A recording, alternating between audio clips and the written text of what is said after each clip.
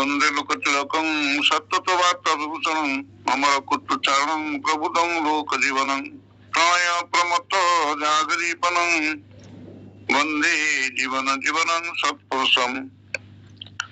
परम प्रेम श्री ठाकुर श्रीपाद कोट कोटि प्रणाम। परम आराध्य जगत श्री श्री भगवान श्री चरण कोटि प्रणाम। परम पूज्यपाद श्री श्री वरदान श्री चरण कोटि प्रणाम। परम पूज्यपाद श्री श्री आचार्य मुनि कोटि प्रणाम। आज हड़सपुर सत्संग अनुकूल सांझ ऑनलाइन सत्संग सत्संग उपस्थित समस्त ठाकुर पांजा प्राप्त ऋषि गजु जादव देवता मंडली समस्त गुरुवार्ता मंडली समस्त मातृमंडली समस्त अंतर प्रीति श्रद्धा हरा गुण अच्छे। आज ये सत्संग परिचालन कर सुधा बड़े भाई को विशेष भाव मोर आंतरिक जय गुरु प्रीति शुभेच्छा जनाऊँ। आज सकाळे शांतिलता साहू फोन कले सकाळ प्राय 12टा खंड बेले बोध हम सत्संग जो देपर मोर आज सत्संग नाला मोर बड़ सौभाग्य आपण गहन आज सांझ ऑनलाइन सत्संग जोग दे पारिछि। सत्संग सुंदर भाव विनती प्रार्थना सत्यानुसरण नारी नीति सत्य सत्य सूत्र ग्रंथ सुंदर भाव पाठ होती। भजन कीर्तन कोरस सुंदर भाव भाई माँ मैंने कर शेष मणिराम भाई कीर्तन कले सुंदर भाव। रजत कुमार पंडा भाई जे जोग देइछन आज से मत फोन करते सत्संग पूर्व मोर बहुत परिचित आगुरी भवनाडिया गाँ घर कलिकता रहती सत्तांश से पढ़ी अति गुरुत्वपूर्ण वाक्य पढ़ते सावधान निजत्व हराई कहारी को खुशी करने जाओ ना तुम दुर्गतिर सीमा रही। निजत्व हराई कौन निजत्व बहुत भावती सेल्फ प्रेस्टीज निज आत्मसम्मान ना निजत्व हूँ ठाकुरत्व ठाकुर गुरुत्व को हरई कहारी खुशी जाना ठाकुर ठाकुर नीति कथा को अवहेला करी अमान्य करी अवमानना करी कहारी को खुशी करने को जाना ताले तुमर दुर्गतिर सीमा रहिबो नाही। कहारी मान निजक भी खुशी करने को जाना ए प्रसंग हठात गोटे कथा घटना मन पड़ुची मुझे रोली कटक सत्संग 1985 मसीहा कथा मुझे पूज्य स्वर्गत कालिदा कालीपद भौमिक से ठाकुर को बहुत दर्शन कर ठाकुर सहित बहुत कथा लीला सब अच्छी जानते से ऑफिस बसता जड़े ठक व्यवसायी आसिक पहुंचीगला देखला सब खाया पीवा हो आसिक कहला जे हूँ घर हूँ सूरत मुझे मोर ग्रोसरी व्यवसाय अच्छी मो देश राज्य को पढ़ेबी जितक जिनस अच्छी मुझे सस्तार दे जाऊ चाहे मो डाली तेल ये सब जिन अच्छी देखु सांपल आनी ये जिन बजार ये रेट मुझे सस्तार देवी आप सत्संग सब प्रसाद सेवन हो चाहती मुझे कालिदा लोभ है सी कौन कले कालियाना बोली जड़े से पूजारी था सी ठाकुर पूजा करते आम रोषे भी कर से कहले हे कालियाना तुम्हें ये टंका नियो बैग नियो ए बाबू पाखु एति डाली तेल अमके सब जिन सब बराद कर जिन नहीं आस हाँ आसिले आम घर को जीव इष्टबुद्धि पैसा आने इष्टबुद्धि पठाओ कालियाना को ବେଗ ଟଙ୍କା ଦେଇକି ପଠେଇଦେଲେ ସେ ବ୍ୟବସାୟୀ ସାଙ୍ଗରେ। ସେ ଯାଇକି ORST ଅଫିସ ପାଖରେ ସେ ଗୋଟେ ଗଳି ପାଖରେ ଆକୁ ଠିଆ କରିଦେଇ କହିଲା ତମେ ତା ଭିତରୁ ଦରକାର ନାହିଁ, ମୁଁ ମତେ ଟଙ୍କା ଦିଅ, ବେଗ ଦିଅ, ମୁଁ ସବୁ ଜିନିଷ ନେଇ ଆସେ। ସେ ବ୍ୟବସାୟୀ ଜଣଙ୍କ ଭିତରକୁ ପଳେଇଲେ। ଏ କାଳିଆନା ତାଙ୍କର ସେ ଗଳି ସାମ୍ନାରେ ଠିଆ ହେଇକି ରହିଲେ। ଏମିତି ପ୍ରାୟ ଅଧଘଣ୍ଟେ 45 ମିନିଟ୍ ଠିଆ ହେଲେ। ଯେତେବେଳେ ସେ ପ୍ରଫେସର ବ୍ୟବସାୟୀ ସେ ଭିତରୁ ଯାଇ ଦେଖିଲେ ଯେ କେହି ନାହାନ୍ତି, ତାପରେ କାଳିଆନାଙ୍କର ହୋସ ପଶିଲା ଯେ ଗୋଟେ ଠକ ହାବୁଡାରେ ଆମେ ପଡୁଛୁ। ତାପରେ ସେ ଘରକୁ ଆସିଲେ ସତ୍ସଙ୍ଗ ବିହାରକୁ। ସେତେବେଳକୁ କାଳିଦା ପୁରା ବ୍ୟସ୍ତ ହେଇକି ମାନେ ପୁରା ବାଉଳଚେ ହଉଛନ୍ତି, କାଳିଆନା କୁଆଡେ ଗଲା, ମୋ ଟଙ୍କା ଗଲା, ଆଉ ଟଙ୍କା ନେଇ ଗଲା, ଜିନିଷ ଆଣିଲାନି, କୁଆଡେ ଗଲା। କାଳିଆନା ସେଠୁ ଆସୁଛନ୍ତି, ଦେଖିଲେ କାଳିଆନା ଏତେ ଡେରି କଣ ହେଲା, ମୋ ଜିନିଷ କାହିଁ ନା ଦାଦା ସିଏ ଗୋଟେ ଠକ, ମୋ ବେଗ ଟଙ୍କା ଦେଇ କୁଆଡେ ପଳେଇଲା, ମୁଁ ତାକୁ ଆଉ ପାଉନି। ସେଠୁ କାଳିପଦା ପୁରା ବିବ୍ରତ ହେଇକି ମାନେ ଚୂଳ ଫୁଳକୁ ସବୁ ଟାଣି ଝିଙ୍କିକି ସବୁ ପୁରା ମାନେ ଚିତ୍କାର କରିକି ଗୋଟେ ପିନ୍ଧା ମାରିଲେ ସେ ଟେବୁଲକୁ। ସେ ଟେବୁଲ ଉପରେ ଯୋଉ କାଚ ବସେ କାଚ ଭାଙ୍ଗିଗଲା। କାଳିଆନା ତୁ କି କଲି ରେ, ଆମର ଇଷ୍ଟବୁଦ୍ଧି ଟଙ୍କା ଗଲ, ଆମର ସବୁ ଗଲ। ତାମାନେ ଇଷ୍ଟବୁଦ୍ଧି ପାଇଁ ପଠେଇବା ପାଇଁ ଟଙ୍କା ଆଣିଥିଲେ, ସେଇ ଟଙ୍କାକୁ ଲୋଭରେ ପଡିକି ସେ ଦେଇ ଦେଇଥିଲେ ଡାଲି ତେଲ ଆଣିବା ପାଇଁ। ତାଙ୍କ ଉଦ୍ଦେଶ୍ୟ ସେ ଜିନିଷ ଆଣିଲା ପରେ ପୁଣି କାଳିଆନାକୁ ଘରକୁ ପଠେଇଥାନ୍ତେ, ଟଙ୍କା ଆଣିଥାନ୍ତେ, ସେ ଇଷ୍ଟବୁଦ୍ଧି ପଠେଇଥାନ୍ତେ ବକ୍ସି ବଜାର ଜିପି ଘରେ। ଏ ଲୋଭର ବଶବର୍ତ୍ତୀ ହେଇକି ଇଷ୍ଟବୁଦ୍ଧି ଟଙ୍କା ଗଲା। ସେଦିନ ଆଉ ଇଷ୍ଟବୁଦ୍ଧି ସେ ପଠେଇ ପାରିଲେନି। ତାପରଦିନ ଇଷ୍ଟବୁଦ୍ଧି ପଠେଇଲେ। ତାପରଦିନ ତାଙ୍କର ଯିଏ ଦିତାଲା ଉପରକୁ ଚଢୁଥିଲେ ସିଡିରେ, ତାଙ୍କ ଘରେ ତା ଗୋଡ ଖସିଗଲା, ପଡିକି ତାଙ୍କ ଗୋଡ ଫ୍ରାକ୍ଚର ହେଇଗଲା। ସାରା ଜୀବନ ତାଙ୍କର ସେ ଗୋଡଟି ଆଉ ଭାଙ୍ଗିଲା ନାହିଁ। ସତ୍ସଙ୍ଗରେ ସେ ଗୋଡ ଲମ୍ବେଇକି ବସନ୍ତି ସବୁବେଳେ। ଯୁଆରେ ଗାଡିରେ ଯାଆନ୍ତି ଗୋଡ ଲମ୍ବେଇକି ବସନ୍ତି। ଏ ହଉଛି ନିଜତ୍ୱ ହରାଇ କାହାରିକୁ ଖୁସି କରିବାକୁ ଯାଏ ନାହିଁ, ନିଜକୁ ବି ଖୁସି କରିବାକୁ ଯାଏ ନାହିଁ, ତାର ଦୁର୍ଗତିର ସୀମା ରହିବ ନାହିଁ। ଏ ଗୋଟେ ଉଦାହରଣ ଦେଲି, ମୋର ମନେ ପଡିଲା ବୋଲି। ଆପଣ ମାନେ ବି ନିଜ ଜୀବନରେ ପାରିପାର୍ଶ୍ୱିକରେ ଗୁରୁ ଭାଇ ମାନଙ୍କ ଜୀବନରେ ଦେଖିଥିବେ, ଯୋଉମାନେ ନିଷ୍ଠ ଗୁରୁ ଭାଇ, ସେମାନେ କୌଣସି ପ୍ରଲୋଭନରେ ପଡି କିଛି ବ୍ୟତିକ୍ରମ କରିଥିବେ, ତାହେଲେ ସେ ସାଂଘାତିକ ଏରକମ ଅସୁବିଧାରେ ପଡିଥିବେ। ଏବଂ ଠାକୁର ଦୟା କରିକି ସେଟାକୁ କ୍ଲିୟର କରିଦିଅନ୍ତି, ଭୋଗାଭୋଗ କରି କ୍ଲିୟର କରିଦିଅନ୍ତି, ଚେତନା ମଧ୍ୟ ଦିଅନ୍ତି। ତେଣୁ କୁହାଯାଏ ସାଧୁ ସାବଧାନ, ନିଜତ୍ୱ ହରାଇ କାହାରିକୁ ଖୁସି କରିବାକୁ ଯାଅ ନାହିଁ, ତାହେଲେ ତୁମର ଦୁର୍ଗତିର ସୀମା ରହିବ ନାହିଁ। ଏଇଠି ଠାକୁରତ୍ୱ ମାନେ ବହୁତ କିଛି, ଖାଲି ଏଇ କଥା ନୁହେଁ, ବହୁତ କିଛି। ମାନେ ଜୀବନର ଜନ୍ମ ଠାରୁ ମୃତ୍ୟୁ ପର୍ଯ୍ୟନ୍ତ ଯେତେ ଯେତେ ସବୁ ପାହାଚ ଦେଇକି ମଣିଷ ଗତି କରେ,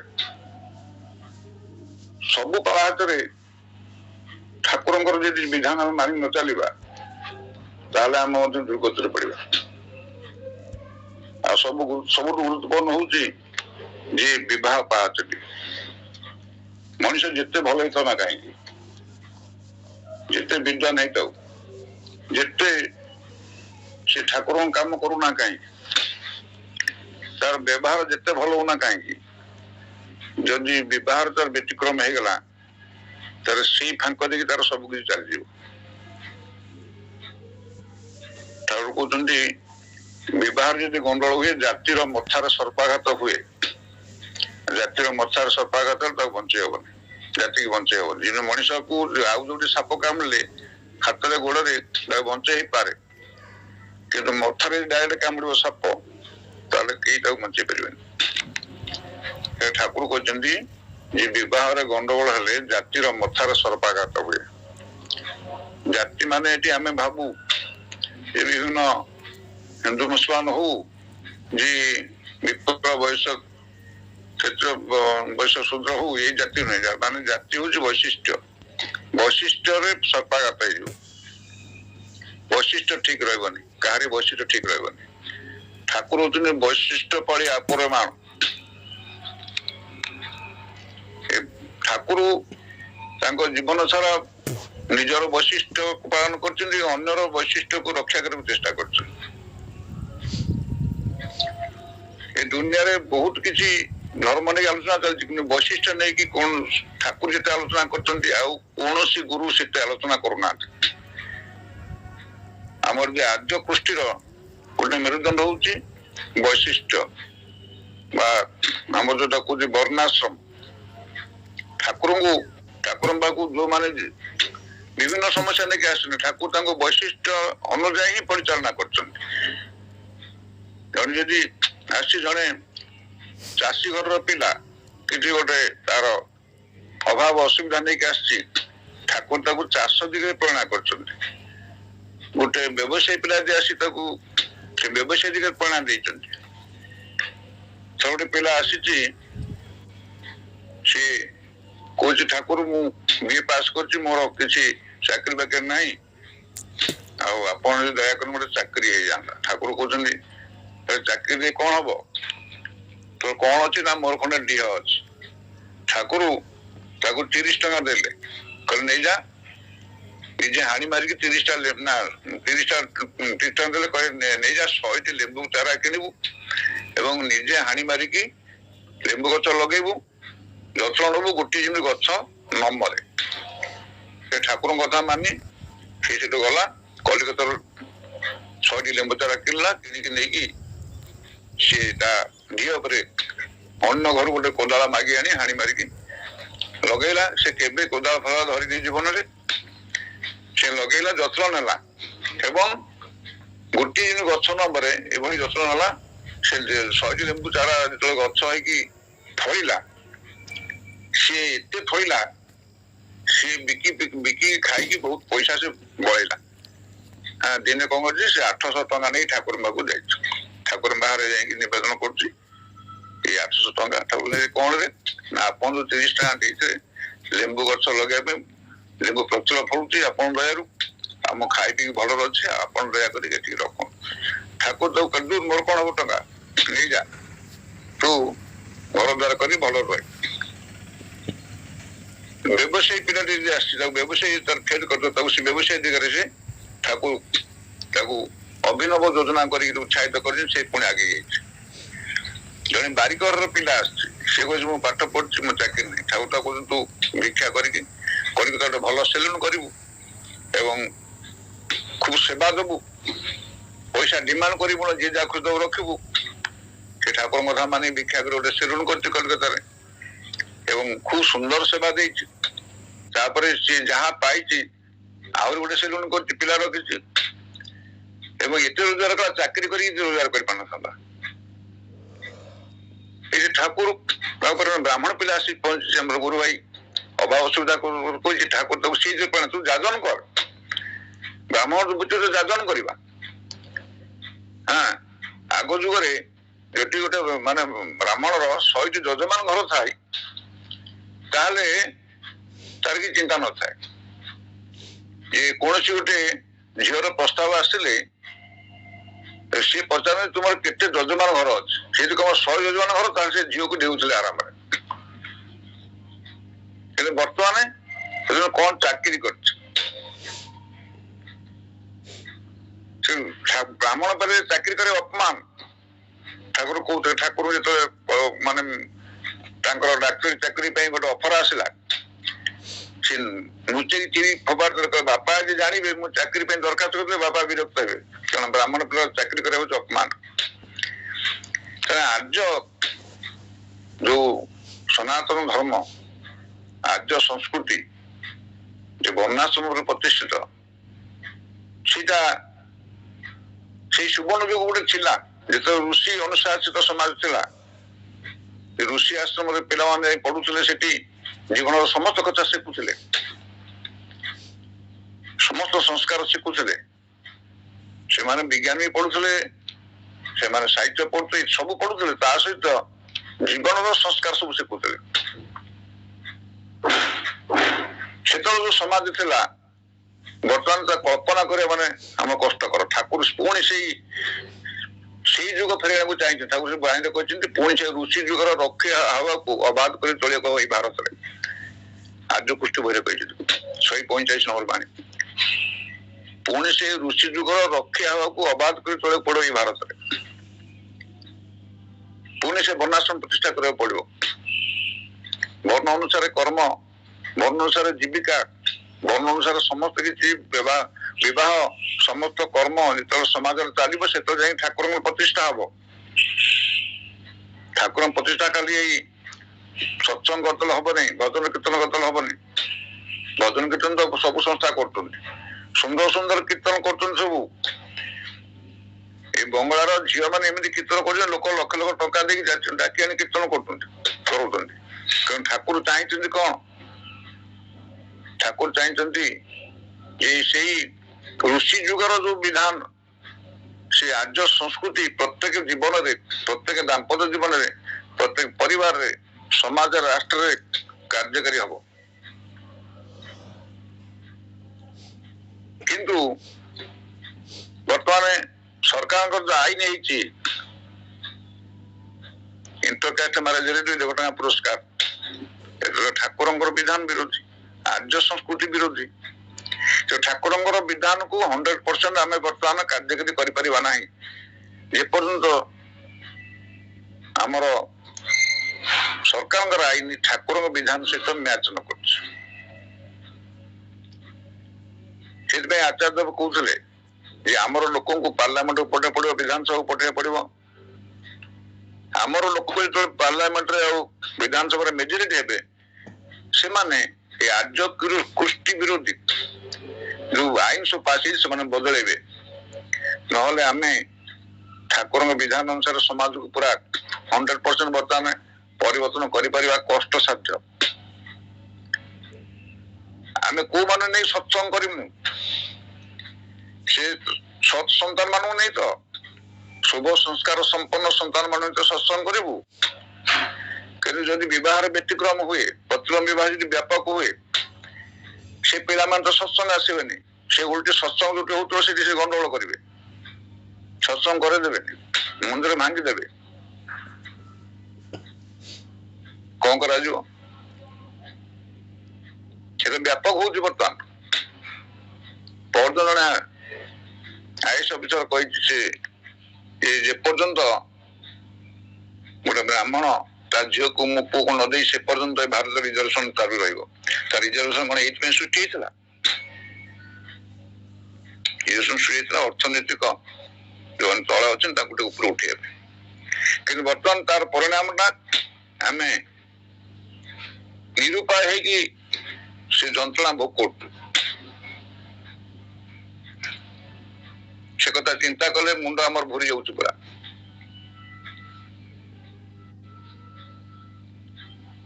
ଠାକୁର ଯୋଉଟା ଚାହିଁଥିଲେ ଯେ ପ୍ରତ୍ୟେକ every man is to be reform, every house is to be reconstructed. ପ୍ରତ୍ୟେକ ମଣିଷକୁ ରିଫର୍ମ କରିବାକୁ ପଡିବ, ପ୍ରତ୍ୟେକ ଘରକୁ ପୁଣି ପୁନର୍ନିର୍ମାଣ କରିବାକୁ ପଡିବ। ଯାହା ଭାଇ ଆମର କହୁଥିଲେ ଯେ ସତ୍ସଙ୍ଗ ହଉଛି ମଣିଷ ତିଆରି କାରଖାନା। ଭାଇ କୀର୍ତ୍ତନରେ କହୁଥିଲେ ଯେ ଏ ଠାକୁର ଭଲ ହିନ୍ଦୁ ତିଆରି କରିଦେଲ, ଭଲ ମୁସଲମାନ ତିଆରି କରିଦେଲ। ଆମେ ଭାବାବରେ ବହୁତ କଥା କହୁଛୁ,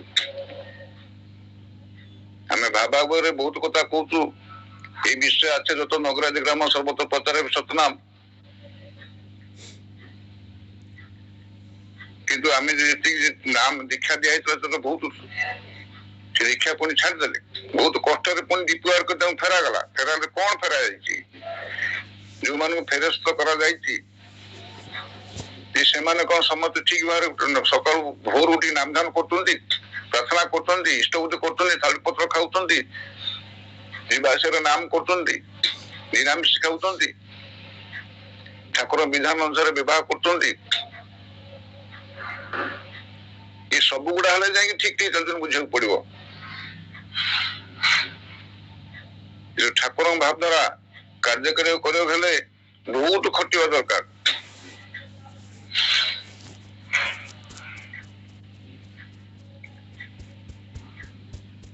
ଜଣେ ବି ଚାହେଁ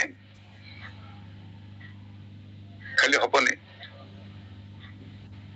ଜଣେ ଚାହିଁଲେ ହବନି। ସେଥିପାଇଁ ସମଷ୍ଟିଗତ ଉଦ୍ୟମ ଦରକାର। ଠାକୁର ସେଇଥିପାଇଁ ସତ୍ସଙ୍ଗ ତିଆରି କଲେ ଯେ ସମଷ୍ଟିଗତ ଭାବରେ ଚାଲିଲେ ସମାଜ ଗୋଟେ ପ୍ରଭାବ ହବ। ଏ ସମଷ୍ଟିଗତ ଭାବରେ ଆମେ ସମସ୍ତେ ଯଦି ସେଇ ପଞ୍ଚପାଣ୍ଡବ ଭଳି ଚାଲୁ, ଏ ପଞ୍ଚପାଣ୍ଡବ ଯେମିତି ସେ କୁଣ୍ଡୁଙ୍କୁ ମଥା ନେଇକି ଚାଲୁଥିଲେ, ତାଙ୍କ କଥା ମାନିକି ଚାଲୁଥିଲେ ଐକାନ୍ତିକ ଭାବରେ, ତାହେଲେ ଆମେ ସେ 100 କରିବୁ ଘରେ ଦେଇପାରିବା। ସେ ତୀବ୍ର ଅନୁରାଗ ଦରକାର, ନିଷ୍ଠା ଦରକାର ଏବଂ ଐକାନ୍ତିକ ଭାବରେ ତାଙ୍କୁ ମାନି ଚାଲିବା ଦରକାର। ଠାକୁର ସାର୍ କହୁଥିଲେ ଏଇ କାଳ ବିଚସ୍ତ ଦୁନିଆରେ ଯଦି କୌଣସି ଜିନିଷର କାର୍ଯ୍ୟକାରୀ ମୂଲ୍ୟ ଥାଏ ତାହା ହଉଛି କାଳାଧୀଶ ଯିଏ ତାଙ୍କ ପ୍ରତି ଅନୁରାଗ ଓ ଆନୁଗତ୍ୟ। ଏ କାଳ ବିଧ୍ୱସ୍ତ ଦୁନିଆରେ ଯଦି କୌଣସି ଜିନିଷର କାର୍ଯ୍ୟକାରୀ ମୂଲ୍ୟ ଥାଏ ତାହା ହଉଛି କାଳାଧୀଶ ଯିଏ ତାଙ୍କ ପ୍ରତି ଅନୁରାଗ ଓ ଆନୁଗତ୍ୟ। ଆମେ ମାନେ ସମସ୍ତ କହିବା ଠାକୁର ଆମେ ଭଲ ପାଉ, ଠାକୁର ମଧ୍ୟ ଆମର ଅନୁରାଗ ଅଛି। ଯୋଉ ଭାଇ ମା ମାନେ କୀର୍ତ୍ତନ ଭଜନ କଲେ ସେମାନେ ସମସ୍ତେ ଠାକୁର ମଧ୍ୟ ଅନୁରାଗ ଅଛି। କିନ୍ତୁ ଠାକୁରଙ୍କ କଥା ଆମେ ଯେତିକି ଜାଣିଛୁ ସେତିକି ଆମେ ପାଳନ କରୁଛୁ କି? ଆମର ଯେତେ କଷ୍ଟ ହଉ ପାଳନ କରୁଛୁ କି? ଯେତିକି ପାଳନ କରୁଛୁ ସେତିକି ଆନୁଗତ୍ୟ ଅଛି। ଅନୁରାଗ ତ ଅଛି କିନ୍ତୁ ଯେତିକି ପାଳନ କରୁଛୁ ଆନୁଗତ୍ୟ ସେତିକି ଅଛି। ମାଛ ମାଂସ ଖାସ ନା, ପିଆଜ ରସୁଣ ମାଦକ ଛାଡ, କିନ୍ତୁ ମାଦକ ଆମେ ଛାଡିଛୁ କି ସମସ୍ତେ? ଯୋଉମାନେ ବି ସତ୍ସଙ୍ଗ ଜଏନ କରୁଛନ୍ତି ସମସ୍ତଙ୍କୁ କଣ ସେ ମାଦକ ଛାଡିଛନ୍ତି? କଳାପାନ ଖାଆନ୍ତିନି ଆପଣ ମାନେ? କଳାପାନ ଯୋଉ ଜୋରଦାର ଅଛି ତ ମାଦକ ନା।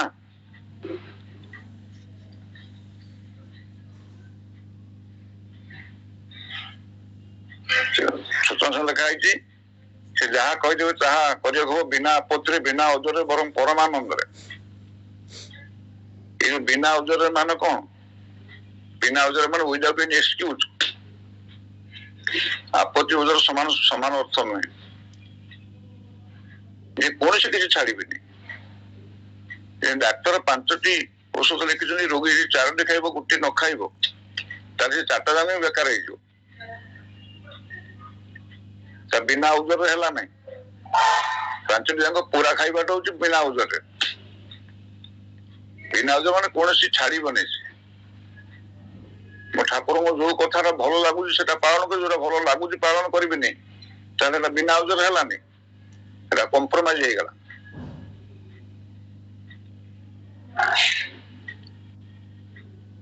ତେଣୁ ଗୋଟେ ନିଷ୍ଠୁର ଭାବରେ ଠାକୁରଟା ମାନିବାକୁ ପଡିବ, ଯେତେ କଷ୍ଟ ହଉ ମାନିକି ଚାଲିଲେ ତାପରେ ସହଜଟା ହେଇଯିବ। ରାମପୁର ଠାକୁର କହୁଥିଲେ ଯାହାକୁ ପିତ୍ତ ରୋଗ ହେଇଥିବ ତାକୁ ମିଶ୍ରିଟା ପିତା ଲାଗେ, କିନ୍ତୁ ସେ ମିଶ୍ରି ଜବରଦସ୍ତି ଖାଇଲେ ସେ ପିତ୍ତ ରୋଗ ଭଲ ହେଇଯିବ, ପୁଣି ମିଶ୍ରି ମିଠା ଲାଗିବ। ତେଣୁ ନାମ ଧ୍ୟାନ କରିବା କଥା ହଉଛି ସବୁଠୁ ବେଶୀ କଥା। ନାମ ଧ୍ୟାନ ଟା ଠିକ ନହେଲେ ଅନ୍ୟ ସବୁ ଗୁଡାକ ହବନି। ତାର ଆମ ଭିତରେ ପ୍ରେରଣା ପାଇବାନି। ଉଷା ନିଶା ମନ୍ତ୍ର ସାଧ, ନିଶା ଯାଉଥିବ ଉଷା ଆସୁଥିବ। ରାତିଟା 3 ଭାଗ 4 ଭାଗ କରିଦେଇ 3 ଭାଗ ଗଲେ ଯୋଉ 4ର୍ଥ ଭାଗ ଆରମ୍ଭ ହୁଏ 3ଟା, ଶୀତ ଦିନେ 3.5ଟା ହେଲେ ଚଳିବ, ଖରାଦିନେ 3ଟା। ସେଇ ସମୟରେ ଟିକେ ନାମ ଧ୍ୟାନ ନିବିଷ୍ଟ ଭାବରେ କରାଯାଏ ତାହେଲେ ମଣିଷ ସେ ଅନୁଭବ କରିବ ଠାକୁରଙ୍କୁ। ସେ ଅନୁଭବ ଟା ଜଣେ ଆଉ ଜଣକୁ କହିଲେ ହବନି। 45 ମିନିଟ୍ ନାମ ଧ୍ୟାନ କରିବାକୁ ପଡିବ ମିନିମମ୍। ନାମ କରିବା ସମୟ ଚକ୍ରଫଳ ଧ୍ୟାନ କରିବାକୁ 2 ମିନିଟ୍, ତାପରେ ଆଜ୍ଞା ଚକ୍ରରେ ତାଙ୍କୁ ଧ୍ୟାନ କରି ଠାକୁରଙ୍କର ଗୁଣ ସବୁ ଭାବିବାକୁ ପଡିବ। ଠାକୁର ଯୋଉ ଗୁଣ ମନ ପଡେ ଭାବିବାକୁ ପଡିବ। ନିଜ ଗୁଣ ସହିତ ମିଳିବାକୁ ପଡିବ। ଏ ଠାକୁର କଣ କହିଛନ୍ତି, ମୁଁ କଣ କରୁଛି? ସେ ନାମ ଧ୍ୟାନ ଭିତରେ ସବୁ ଗୁଡାକ ନିଜର ଭୁଲ ଗୁଡାକ ଧରିବାକୁ ପଡିବ, ତାକୁ ସୁଧାରିବାକୁ ପଡିବ। ଏଇ ନାମ ସମୟରେ ଠାକୁରଙ୍କ ଗୁଣ ଭାବିଲେ ଠାକୁରଙ୍କ ଗୁଣ ଗୁଡାକ ନିଜ ମନ ଉପରେ ଆସିକି ପ୍ରଭାବ ବିସ୍ତାର କରିବ। ତାପରେ ନାମଧାନ ପରେ ପୁଣି ପ୍ରଣାମ ପରେ ପୁଣି ଆମେ ଯୋଉ ସ୍ୱତଃ ପାଠ କରୁ, ମୋ କ୍ରୋଧି ମୋ ମାନେ ମୋ ନିରଳସ କାମ ଲୋଭୁଚିତ ବସି ଇଷ୍ଟ ପ୍ରାଣ ସେବା ପଟୁ, ଏଇ ସବୁ କହିଲା ବେଳେ ସେ ଭାବଟାକୁ ଆରୋପ କରିବାକୁ ପଡିବ ନିଜ ଉପରେ। ମୁଁ ଅକ୍ରୋଧୀ, ତାହେଲେ ମୁଁ କ୍ରୋଧୀ ନୁହେଁ। ଯଦି ମୁଁ ତା ପୂର୍ବ ଦିନ ତାପରେ ରାଗିଥିବି, ସେଇଠି ମୋ ଉପରେ ଗୋଟେ ଆସିଲା ମାନେ ଚେକ୍ ଆସିଲା, ମୁଁ ଯେମିତି ସଂଶୋଧନ କରିବି। ମୋ ମାନେ ମୁଁ ଦୁର୍ଦ୍ଦନ ଭଳିଆ କୌଣସି ମାନ ଖୋଜିବି ନାହିଁ, ମୁଁ ନିରଳସ ଅଳସୁଆ ହେବି ନାହିଁ, ସେବା ପଟୁ ଅନ୍ୟକୁ ସେବା ଦେବା ପାଇଁ ଆଗଭର ହେବି, ତାଠୁ ସେବା ଚାହିଁବେନି।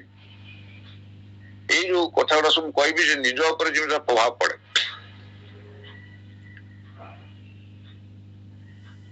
ଅସ୍ଥି ବୃଦ୍ଧି ଜାଗରଣ ଦୈତ୍ୟ ପରମାନନ୍ଦ ଉଦ୍ଦୀପ୍ତ ଶକ୍ତି ସମୂହ ତୁମରି ସନ୍ତାନ। ଏ ତୁମରି ସନ୍ତାନ, ବାପା ମାଙ୍କର ସନ୍ତାନ ଆଜି ତୁମ ସନ୍ତାନ ହେଲି। ପ୍ରେମ ପୁଷ୍ଟ ଚିର ଚେତନ ଅଜର ଅମର।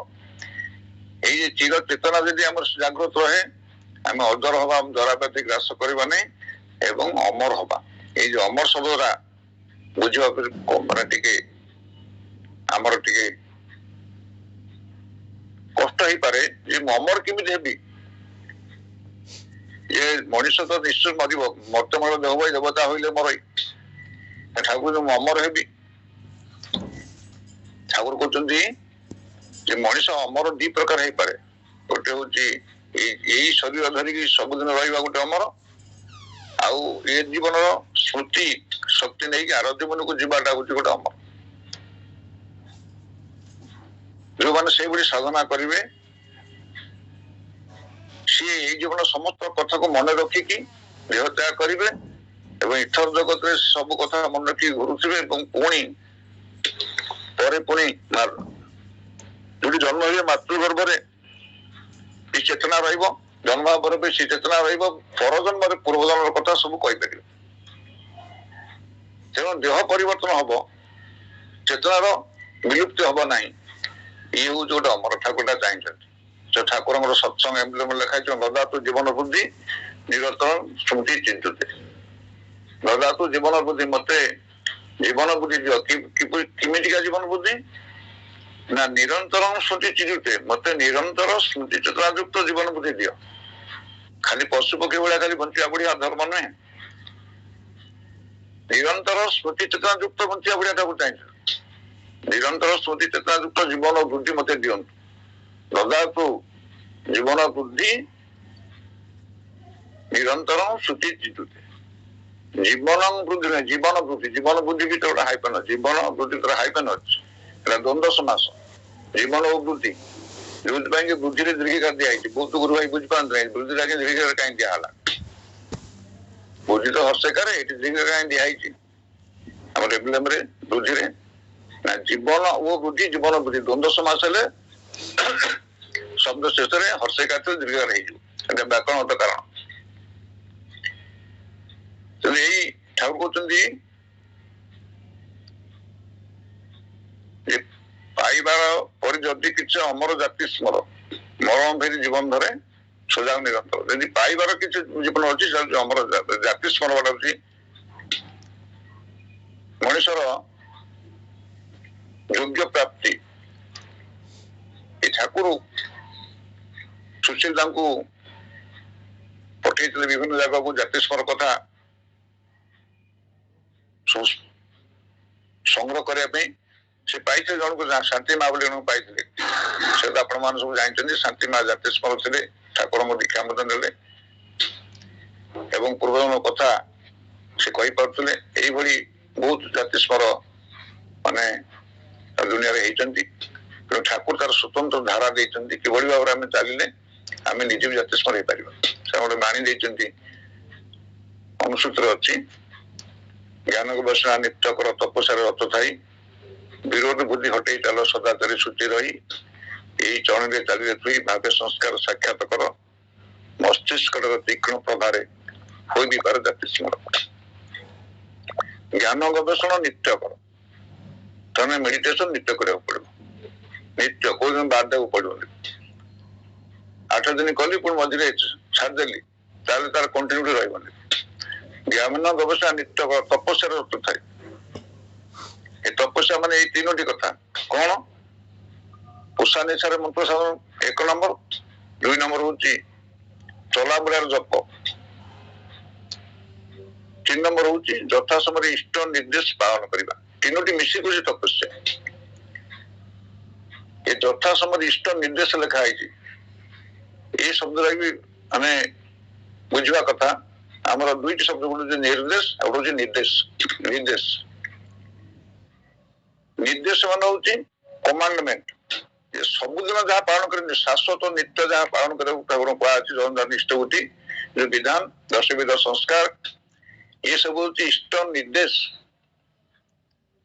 ଆଉ ନିର୍ଦ୍ଦେଶ କଣ? ନିର୍ଦ୍ଦେଶ ହଉଛି ଗୋଟେ ଅର୍ଡର, ମାନେ ବ୍ୟକ୍ତିଗତ ଭାବରେ ଜଣକୁ ଗୋଟେ ଆଦେଶ ହେଲା କଣ, ସେଇଟା ହଉଛି ନିର୍ଦ୍ଦେଶ। ସବୁଦିନ ତ ବିଧାନ ଦିଆଯାଇଛି ସବୁଦିନ ପାଳନ କରିବା ପାଇଁ, ସେଇଟା ହଉଛି ଇଷ୍ଟ ନିର୍ଦ୍ଦେଶ।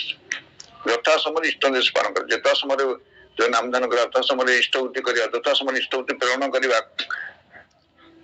ଏସବୁ ଇଷ୍ଟ ନିର୍ଦ୍ଦେଶ ସମସ୍ତଙ୍କ ପାଇଁ ଏଇଟା ଗୋଟେ ପ୍ରକାର ଦିଆଯାଇଛି। ଏ ଠାକୁରଙ୍କର କଥା, ବହୁତ କଥା ଆମର ବୁଝିବା ଟିକେ ବ୍ୟତିକ୍ରମ ହୁଏ। ଯୋଉମାନେ ବୁଝାନ୍ତି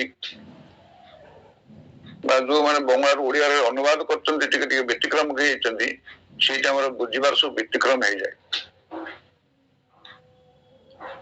ଠାକୁର କହୁଛନ୍ତି ଧର୍ମ ଯେତେବେଳେ ଗ୍ଲାନି ହେଇଛି, ତାର ବେଶୀ ଭାଗ ହେଇଛି ଧର୍ମ ଯାଜକ ମାନଙ୍କର ଅପଯାଚନ ଯୋଗୁ। ଧର୍ମ ଯାଜକ ମାନଙ୍କର ଅପଦାନ ଯୋଗୁ ଧର୍ମର ଗ୍ଲାନି ବେଶୀ ହେଇଛି। ତା ଉଦାହରଣ ଗୋଟେ ଦଉଛି,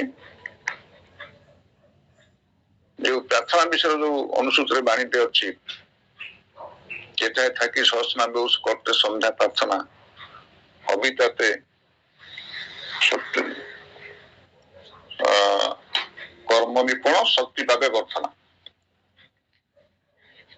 ଯେଥାଇ ଥାକି ସହସ୍ନା ବେଉସ କରତେ ସନ୍ଧ୍ୟା ପ୍ରାର୍ଥନା, এই ସନ୍ଧ୍ୟା ପ୍ରାର୍ଥନା ମାନେ ବହୁତ ଗୁରୁ ଭାଇ ବୁଝୁଛନ୍ତି ସନ୍ଧ୍ୟା ସମୟର ପ୍ରାର୍ଥନା, କିନ୍ତୁ ସନ୍ଧ୍ୟା ପ୍ରାର୍ଥନା ଭିତରେ ଗୋଟେ ହାଇଟେନ୍ ଅଛି। ସେ ବାଣୀ ଭିତରେ ଦେଖିବେ ସନ୍ଧ୍ୟା ଓ ପ୍ରାର୍ଥନା ଭିତରେ ଗୋଟେ ହାଇଟେନ୍ ଅଛି। ସେ ହାଇଟେନ୍ ମାନେ ହଉଛି ଏବଂ, ସନ୍ଧ୍ୟା ଏବଂ ପ୍ରାର୍ଥନା। এটা ସନ୍ଧ୍ୟାକାଳୀନ ପ୍ରାର୍ଥନା ନୁହେଁ, ସନ୍ଧ୍ୟା ଏବଂ ପ୍ରାର୍ଥନା।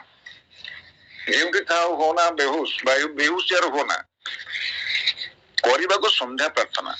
ସନ୍ଧ୍ୟା ପ୍ରାର୍ଥନା, ସନ୍ଧ୍ୟା ଏବଂ ପ୍ରାର୍ଥନା। ସେଇଠି ସନ୍ଧ୍ୟା ମାନେ କଣ? ସନ୍ଧ୍ୟା ମାନେ ଇଭିନିଂ ନୁହେଁ। ଏ ସନ୍ଧ୍ୟା ମାନେ ହଉଛି ମେଡିଟେସନ, ନାମ ଧ୍ୟାନ, ତପସ୍ୟା। ଯେତେବେଳେ ପ୍ରଥମେ ଦୀକ୍ଷା ଦଉଥିଲା ପ୍ରାର୍ଥନା ନଥିଲା, ପ୍ରାର୍ଥନା ବହୁତ ପରେ ସୃଷ୍ଟି ହେଇଛି, ବହୁତ ପରେ ପ୍ରାର୍ଥନା ସୃଷ୍ଟି ହେଇଛି, କିନ୍ତୁ ନାମ ଧ୍ୟାନ ପ୍ରଥମେ ଥିଲା, କେବଳ ନାମ ଧ୍ୟାନ କରିବା ଥିଲା, ପ୍ରାର୍ଥନା ନଥିଲା। ବହୁତ ପରେ ପ୍ରାର୍ଥନା ସୃଷ୍ଟି ହେଇଛି। ତେଣୁ ଠାକୁର କହୁଛନ୍ତି ଯେଉଁଠି ଥାଉ ହୋ ନା ବେହୁଚାର କରିବାକୁ ସନ୍ଧ୍ୟା ପ୍ରାର୍ଥନା, ସନ୍ଧ୍ୟା ମେଡିଟେସନ ଏବଂ ପ୍ରାର୍ଥନା କରିବାକୁ ଭୁଲ କର ନାହିଁ, ବେହୁଚାର ହୁଅ ନାହିଁ। କିନ୍ତୁ ବହୁତ ସତ୍ସଙ୍ଗରେ ଆପଣ ଶୁଣୁଥିବେ ଏହାକୁ ସନ୍ଧ୍ୟାକାଳୀନ ପ୍ରାର୍ଥନା, ପୁଣି କିଏ କହୁଛନ୍ତି ସନ୍ଧ୍ୟା 3ଟି ସନ୍ଧ୍ୟା, 2ଟି ସନ୍ଧ୍ୟା ପ୍ରାର୍ଥନା ଠାକୁର କହିଛନ୍ତି, ସକାଳେ ଗୋଟେ ସନ୍ଧ୍ୟା, ଇଭିନିଂ ଗୋଟେ ସନ୍ଧ୍ୟା, କିନ୍ତୁ ତା ନୁହେଁ, ଏଇ ଅର୍ଥରେ ଠାକୁର ବାଣୀ ଦେଇନାହାନ୍ତି।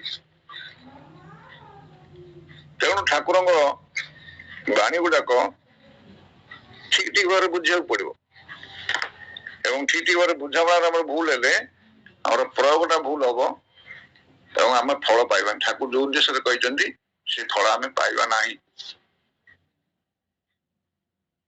ତତ୍ତ୍ୱଦୀପ୍ତିରେ ଗୋଟେ ଜାଗାରେ ଅଛି, ଠାକୁର ପାଖରେ ମାନେ ଆମର ପ୍ରଫୁଲ୍ଲ କହୁଛନ୍ତି ଯେ ମୋର ବହୁତ ଗ୍ୟାସ ମାନେ କଷ୍ଟ ହଉଛି, ଗ୍ୟାସ ହେଇଛି, ମୋର ବହୁତ କଷ୍ଟ ହଉଛି। ହଁ, ଠାକୁର ସେଠୁ କହୁଛନ୍ତି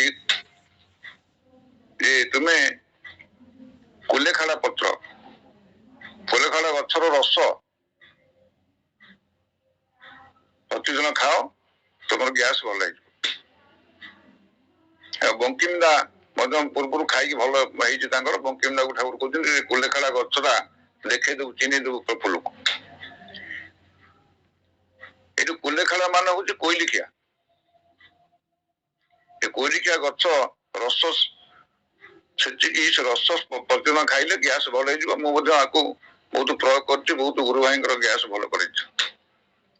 କିନ୍ତୁ ସେଠି ପ୍ରଚୁର ଦୀପ୍ତି ଓଡିଆ ଅନୁବାଦ ହେଇଛି, ସେଠି କୁଲେଖାଳାକୁ କରିଛନ୍ତି କୂଳଖଳା। ଏ କୂଳଖଳା ଆମ ଓଡିଆ ମାନେ ପଢିବ, କୂଳଖଳା ଗଛ ରସ ଖାଇଲେ ଗ୍ୟାସ ଭଲ। କୂଳଖଳା ତ ଆମେ ଜାଣିନୁ କଣ, ତେଣୁ ଭାବିବା କୋଉଠି ସେ ହିମାଳୟର କୋଉଠି ହେଉଥିବ। ତେଣୁ ଠାକୁର ଯୋଉ ଉଦ୍ଦେଶ୍ୟରେ କହିଛି, ସେ ଉଦ୍ଦେଶ୍ୟଟା ପରିପୂର୍ଣ୍ଣ ହବନି, ଆମେ ମାନେ ପାଇବାନି କୂଳଖଳା କଣ। କିନ୍ତୁ ଏଇ ଯୋଉ ଅନୁବାଦ କଥା ହେଲା, କୋଇଲିଖିଆକୁ କୂଳଖଳା କରିଦିଆଯାଇଛି, ତାହେଲେ ଆମେ ସେ ଲାଭଟା ପାଇବାନି। ଏଇଭଳି ବହୁତ ଉଦାହରଣ ଅଛି, ଏଇଭଳି ବହୁତ ଉଦାହରଣ ଅଛି। ଠାକୁର ସେଥିପାଇଁ କହିଥିଲେ ଯେ ବଙ୍ଗଳା ପଢିବା ପାଇଁ। ଠାକୁର ସିଂହ ଭୀମୁକ ବାଣୀ ହଉଛି ବଙ୍ଗଳା। ଆମେ ଯଦି ବଙ୍ଗଳା ନ ଜାଣିବା, ଠାକୁର ଅରିଜିନାଲ କଥା ଆମେ ଜାଣିପାରିବା ନାହିଁ। ତେଣୁ ସତ୍ୟାଂଶର କଥା ବହୁତ ସତ୍ୟାଂଶ ବହୁତ ଜାଗାରେ ଏମିତି ଅଛି ଯେ ବ୍ୟତିକ୍ରମ ରହିଛି। ଠାକୁର କହୁଛନ୍ତି ଯେ ଯୋଉ ନାହିଁ ଗଜମୁଖ ନିକଟରେ ମହାପଣ୍ଡିତ, ମନେ ପଡିଲା ଯେ ଗଜମୂର୍ଖ ନିକଟ। ଠାକୁର ଅଜମୂର୍ଖ କହିଛନ୍ତି, ଗଜ ତ ମୂର୍ଖ ନୁହେଁ। ବଙ୍ଗଳା ଲେଖା ହେଇଛି ଅଜମୂର୍ଖ କାଛେ ମହାପଣ୍ଡିତ, କିନ୍ତୁ ଓଡିଆର ଅନୁବାଦ ହେଇଛି ଗଜମୂର୍ଖ ଅନୁବାଦ ହେଇଛି। ଠାକୁର ତ ଅଜମୂର୍ଖ, ଅଜମାନ ତ ଛେଳି, ଛେଳି ଭଳିଆ ମୂର୍ଖ, ତାକୁ ଗଜ କରିଦିଆ ହେଇଛି। କରିବାଟା ତ ଭୁଲ ହେଲା, କିନ୍ତୁ ପ୍ରକୃତରେ ଗଜ ବି ମୂର୍ଖ ନୁହେଁ। ଏଇଭଳି ମୁଁ ବହୁତ କଥା ସଂଗ୍ରହ କରୁଛି, ଯୋଉଠିକି ବ୍ୟତିକ୍ରମ ସବୁ ହେଇଛି। ଏ ସତ୍ସଙ୍ଗରେ ସବୁ ଗୁଡାକ କହିବାର ମାନେ ସମୟ ହବନି, ଗୋଟେ ଗୋଟେ ଉଦାହରଣ ମୁଁ ଦେଲି। ତେଣୁ ଠାକୁରଙ୍କ କଥା ଯୋଉ ବଙ୍ଗଳାରେ କହିଛନ୍ତି, ତେଣୁ ବଙ୍ଗଳା ଆମକୁ ପଢିବାକୁ ପଡିବ। ମୁଁ ପିଲାଦିନୁ ବଙ୍ଗଳା, ମୋ ବାପା ରହୁଥିଲେ କହିଲେ ବଙ୍ଗଳା ମୁଁ ପଢିଛି ବୋଲି ଠାକୁରଙ୍କ କଥା ସବୁ ବଙ୍ଗଳାରେ ମୁଁ ପଢିଛି। 18 ଖଣ୍ଡ ନା 23 ଖଣ୍ଡ ଯେ ଆଲୋଚନା ପ୍ରସଙ୍ଗେ ମୋ ବଙ୍ଗଳା ଅଛି। ଆର୍ଯ୍ୟକୃଷ୍ଟି ବଙ୍ଗଳା, ସବୁଗୁଡା ବଙ୍ଗଳା ବହି ମୋର। କାରଣ ବଙ୍ଗଳାଟା ପଢିବା ଦ୍ୱାରା ଓଡିଆରେ କଣ ବ୍ୟତିକ୍ରମ ରହିଯାଉଛି ସେଟାକୁ ମୁଁ ବୁଝିପାରୁଛି। ସତ୍ୟାନୁସାରେ ଅଛି ଅର୍ଥ, ମାନେ ଯାଚଜ୍ଞାକାରୀକୁ ଫେରା ନାହିଁ। ଅର୍ଥ ନହେଲେ ସହାନୁଭୂତି ସାନ୍ତ୍ୱନା ମିଷ୍ଟତା ଯାଇକି ଗୋଟେ ଦିଅ। ଏ ଅର୍ଥ પર ଗୋଟେ କମା ଅଛି, କିନ୍ତୁ ଓଡିଆରେ ସେ କମାଟା ଉଠେଇ ଦେଇଛନ୍ତି। ଏ କମାଟା ଉଠେଇଦେବା ତାର ଅର୍ଥ ନହେଲେ ସହାନୁଭୂତି ଆମେ ଏକାଥରେ ପଢୁଛୁ। ସେଇ ପ୍ୟାସେଜ ଲେଖା ହେଇଛି ଯେ ଅପର ମଙ୍ଗଳ କାମାଇ ନିଜ ମଙ୍ଗଳର ପ୍ରସ୍ତୁତି, କିନ୍ତୁ ଓଡିଆର ମଙ୍ଗଳ ଅଛି ପ୍ରସ୍ତୁତି। ପ୍ରସ୍ତୁତିକୁ ପ୍ରସ୍ତୁତି କରିଦିଆଯାଇଛି। ତେଣୁ ଠାକୁର କହିଛନ୍ତି ମୋର ମାନେ ମୁଁ ଯାହା କହିଛି ତାକୁ ଠିକ ଭାବରେ ପରିବେଷଣ କର। କେଶବ କହିଛନ୍ତି ଆମର ବଲା ବୋଲି ଯଥାଯଥ ଭାବେ ପରିବେଷଣ କରିବେ। ଆଉ ଗୋଟେ କହିଲେ କମା ସେମିକୋଲନ ବି ବାଦ ଦେବେ ନାହିଁ, କମା ସେମିକୋଲନ ବାଦ ଦେବେନି। ଆମର ଶ୍ରୀଶୁକୁଟ କହିଥିଲେ ଯେ resist no evil, resist no evil, resist ପରେ କମା ଥିଲା। ସେତେବେଳେ ତାଙ୍କର ଯୋଉମାନେ ସେ ଲେଖିଥିଲେ ସେମାନେ କମାଟାକୁ ଉଠେଇ ଦେଇଥିଲେ। ଯେତେବେଳେ ଯୀଶୁଖ୍ରୀଷ୍ଟଙ୍କୁ କ୍ରୁସିଫାଇଡ୍ କରାଗଲା, ସେତେବେଳେ ସେ ତାଙ୍କ ଭକ୍ତ ମାନେ କହିଲେ ମାନେ ପ୍ରଭୁ ତ କହିଛନ୍ତି ରେଜିଷ୍ଟ ନୋ ଏବିଲ୍, ତେଣୁ ଆମେ କାହିଁ ରେଜିଷ୍ଟ କରିବା। ଠାକୁରଙ୍କ ପାଖରେ ସେ କଥା ଆଲୋଚନା। ଠାକୁର କହୁଛନ୍ତି ସେଠି ଗୋଟେ କମା ଥିଲା, ଏ ଯୋଉ କମାଟା ଉଠେଇ ଦେଇକି ଜଣେ ମହାପୁରୁଷଙ୍କୁ ନିର୍ଯାତନା ହବାକୁ ଦିଆଗଲା। ଦେଖନ୍ତୁ ଯେ ପରମ ପୁରୁଷଙ୍କର ବାଣୀଟା ଯଦି ବ୍ୟତିକ୍ରମ ହୁଏ, ତାର ପରିଣାମଟା କଣ ହୁଏ? ସାଂଘାତିକ ହୁଏ। ପୂଜ୍ୟ ବେଙ୍କିଦା ମତେ ଆଶୀର୍ବାଦ କରିଥିଲେ ଅନୁସୂତି ଅନୁବାଦ କରିବା ପାଇଁ। 7 ଖଣ୍ଡ ଅନୁସୂତି ମୁଁ ଅନୁବାଦ କରିସାରିଛି। ତା ଭିତରେ ମଧ୍ୟ ସେ ବଙ୍ଗଳାରେ ମଧ୍ୟ ଗୋଟେ ଗୋଟେ ଜାଗାରେ ମୁଁ ଦେଖିଛି ଯେ 2ଟି ବହି ମିଳେଇକି ଦେଖିଛି, ଓଲ୍ଡ ଏଡିସନ, ନ୍ୟୁ ଏଡିସନ। ତା ଭିତରେ ତଫାତ ଦେଖା ଦେଇଛି। ଗୋଟେ ଜାଗାରେ ଗୋଟେ ବାଣୀରେ ମାନେ ଆପୋଷ୍ଟ୍ରୋଫି ଅଛି, ଆଉ ଗୋଟେ ଏଡିସନରେ ଆପୋଷ୍ଟ୍ରୋଫିଟା ଉଠେଇ ଦିଆଯାଇଛି। ମାନେ ନୂଆ ଏଡିସନରେ ଆପୋଷ୍ଟ୍ରୋଫି ନାହିଁ, ପୁରୁଣା ଏଡିସନରେ ଆପୋଷ୍ଟ୍ରୋଫି ଅଛି ଗୋଟେ ବାଣୀରେ। ମୁଁ ଦେଖିଲି ଆପୋଷ୍ଟ୍ରୋଫି ରହିଲେ ବାଣୀର ଅର୍ଥଟା ଠିକ ରହିବ। ଆପୋଷ୍ଟ୍ରୋଫି ଉଠେଇଦେବ ବାଣୀଟା ଅର୍ଥଟା ବଦଳି ଯାଉଛି। ମୁଁ ଅନୁବାଦରେ ଆପୋଷ୍ଟ୍ରୋଫି ରଖିଲି। କେତେ ସୂକ୍ଷ୍ମ କଥା। ତେଣୁ ଠାକୁରଙ୍କର ସତ୍ସଙ୍ଗ ଜଗତ ହଉଛି ଭଲ ପାଇବାର ଜଗତ, ପ୍ରେମର ଜଗତ। ଇଏ ଗୋଟେ ଦିଗ, ଠାକୁରଙ୍କ ସାହିତ୍ୟ ଆଉ ଗୋଟେ ଦିଗ। ଦୁଇଟାକୁ ଆମେ ଲକ୍ଷ୍ୟ କରିବାକୁ ପଡେ। ଠାକୁରଙ୍କ ଜଗତ ହଉଛି ପ୍ରେମର ଜଗତ, ଭଲ ପାଇବାର ଜଗତ। ତାଙ୍କର ପ୍ରେମର କଥା, ଭଲ ପାଇବାର କଥା। ଠାକୁର ଯେ ପରମ ପ୍ରେମମୟ, ସେ ତାଙ୍କର ପ୍ରେମର କଥା କହିକି ଶେଷ କରିହବନି। ଗୋଟେ କଥା ମନେ ପଡୁଛି, ଥରେ ଶୀତ ଦିନ ସକାଳେ ଜଣେ ବୁଢୀ ମା ଆସି ଠାକୁର ପ୍ରଣାମ କରୁଛନ୍ତି। ଦେହରେ ଶୀତ ବସ୍ତ୍ର କିଛି ନାହିଁ, ଗରିବ ଲୋକ, ଶାଲ ଫାଲ କିଛି ନାହିଁ। ତେଣୁ ଶୀତରେ ଥରି ଥରି ଆସି ପ୍ରଣାମ କରୁଛନ୍ତି। ଠାକୁର ମା କେମାନେ ଅଛ? ମା କହୁଛନ୍ତି ବାବା ଭଲ ଅଛି ଯେ, କିନ୍ତୁ ବଡ ଶୀତ। ସେମିତି ମା ଜଣ କହିଛନ୍ତି ବାବା ବଡ ଶୀତ, ମାନେ ଠାକୁର ପୁରା ଶୀତରେ ଥରିଲେ। ଠାକୁର ଆରାମରେ କଥାବାର୍ତ୍ତା କରୁଥିଲେ। ତାପରେ ଠାକୁର କହିଲେ ନନିଦାଙ୍କୁ, ନନି ଶୀଘ୍ର ବଜାର ଯାଇ ଗୋଟେ ଲେଡି ଶାଲଟା ନେଇ ଆସିତ, ଭଲ ଲେଡି ଶାଲ ଗୋଟେ। ନନିଦା ସାଙ୍ଗେ ସାଙ୍ଗେ ଚାଲିଗଲେ ଗାଡି ନେଇକି ଲେଡି ଶାଲ ଆଣିବା ପାଇଁ। ନନିଦା ଆସିବା ପର୍ଯ୍ୟନ୍ତ ସେ ମା ଜଣ ସେରକମ ଆଣ୍ଠିକି ରହିଛନ୍ତି, ଠାକୁର ସେରକମ ଶୀତରେ ଥରୁଛନ୍ତି। ସମସ୍ତେ ଦେଖି ଆସୁଛନ୍ତି, ଠାକୁର ତ ଆରାମର କଥା, ଶୀତରେ ଥରୁଛନ୍ତି, କମ୍ପୁଛନ୍ତି ପୁରା ଶୀତରେ, ହାତ ମୁଠା ମୁଠା କରି। ନନିଦା ଆସି କହିଲେ ଠାକୁର ମୁଁ ଶାଲ ଆଣିଛି। ଠାକୁର କହିଲେ ମାଙ୍କ ଦେହରେ ଭଲ ଭାବରେ ଜଡେଇ ଦିଅ ତ, ଘୋଡେଇ ଦିଅ ତ। ତାକୁ ମାଙ୍କ ଦେହରେ ଭଲ ଭାବରେ ଘୋଡେଇ ଦେଲେ। ନନିଦା ଘୋଡେଇ ଯେମିତି ମାଙ୍କୁ ଆରାମ ଲାଗିଲା। ଠାକୁର ମା এখন କେମନ ଲାଗୁଛି, ଏବେ କେମିତିଆ ଲାଗୁଛି? ସେ ମା ଜଣ କହୁଛନ୍ତି ବାବା ବଡ ଗରମ। ସେ ଯେମିତି କହିଲେ ବାବା ବଡ ଗରମ। ଠାକୁର ତମର ଶୀତ କୁଆଡେ ପଡିଲା? ଠାକୁର ପୁଣି ଆରାମରେ ପୁଣି ହନୁମାନ ସହିତ କଥାବାର୍ତ୍ତା ହେଲେ। ସମସ୍ତେ କି ଆଶ୍ଚର୍ଯ୍ୟ। ଏଇ ଯେ ଅନୁକମ୍ପା, ଅନ୍ୟର କଷ୍ଟକୁ ଫିଲ୍ କରିକି ନିଜ ଭିତରେ ଯୋଉ କଷ୍ଟଟା, ଅନ୍ୟର କଷ୍ଟ ଯୋଉ କମ୍ପନ ହଉଛି ନିଜ ଭିତରେ, ସେଇ କମ୍ପନଟା ହବ, ସେଇଟା ହଉଛି ଅନୁକମ୍ପନ। ଆଉ ସେ ଅନୁକମ୍ପନରୁ ଅନୁକମ୍ପା ହେଇଛି। ଏଇଟା ଭକ୍ତ ମାନେ ପ୍ରତ୍ୟକ୍ଷ କଲେ। ଆମେ ଯୋଉ ସାହିତ୍ୟରେ ଅନୁକମ୍ପା ମାନେ ଦୟା, ଦୟା ମାନେ ଅନୁକମ୍ପା, କିନ୍ତୁ ପ୍ରତ୍ୟକ୍ଷ ତାଙ୍କ ଭିତରେ ସେଇ ଅନୁକମ୍ପା, ସେଇ ପ୍ରେମ ତାଙ୍କ ପାଖରେ ଭକ୍ତ ମାନେ ନିରନ୍ତର ଦେଖିଛନ୍ତି। ତାଙ୍କର ପ୍ରେମ ପ୍ରତ୍ୟେକ ଜୀବ ଜଗତ ପାଇଁ ଏଭଳି, ତାଙ୍କୁ କୁହାଯାଇଛି ପରମ ପ୍ରେମ।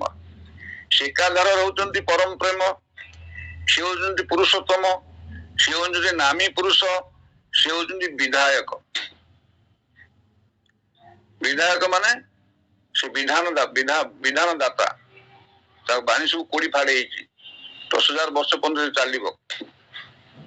ଯେମିତି ମାନେ ଆମର ଅଦାଲତରେ ସବୁ ଆଇନ ସବୁ କୋଡି ପାଡ ହେଇଛି, ଏତେ ଆମର ଆକ୍ଟ, ସେରକମ ଠାକୁରଙ୍କର ବାଣୀ କୋଡି ପାଡ ହେଇଛି। ଭବିଷ୍ୟତରେ ଠାକୁର ବହି ସ୍କୁଲ କଲେଜରେ ପଢା ହବ। ଏଇ ବହି ଅଦାଲତରେ ମଧ୍ୟ ପ୍ରମାଣ ରୂପେ ନିଆଯିବ। ଠାକୁର ଏଇ ବିଧାନ ଅନୁସାରେ ଏଇ ସାରା ଜଗତ ଚାଲିବ, କେବଳ ଭାରତ ନୁହେଁ। 10,000 ବର୍ଷ ଲାଗିଯିବ। ସେଥିପାଇଁ ଆମକୁ କେତେ ଜନ୍ମ ନେବାକୁ ପଡିବ, ଏବଂ ପରବର୍ତ୍ତୀ ଜନ୍ମରେ ଆମେ ଦେଖିବା ଠାକୁରଙ୍କ ଭାବ ଦ୍ୱାରା ପୁଣି ଜଗତରେ କେତେ ଆଗେଇଛି। ଜନ୍ମ ଜନ୍ମାନ୍ତରରେ ଆମେ ଠାକୁର ଧରି ଚାଲିବା, ଆନନ୍ଦ ପାଇବା, ଆନନ୍ଦ ବାଣ୍ଟିବା, ଏବଂ ନିରନ୍ତର ଭାବରେ ଠାକୁର ଦିଗରେ ଆଗେଇ ଚାଲିବା। ଏତିକି କହି ଆଜି ସତ୍ସଙ୍ଗରେ ଯେଉଁ ଯୋଗଦାନ କରୁଛନ୍ତି ସମସ୍ତଙ୍କ ମଙ୍ଗଳ ଜୀବନ ଭଗବାନ ସହିତ ପ୍ରାର୍ଥନା କରା ହଉଛି। ବନ୍ଦେ ପୁରୁଷୋତ୍ତମ, ବନ୍ଦେ ପୁରୁଷୋତ୍ତମ। ଜୟ ଗୁରୁ ସମସ୍ତଙ୍କୁ, ଜୟ ଗୁରୁ।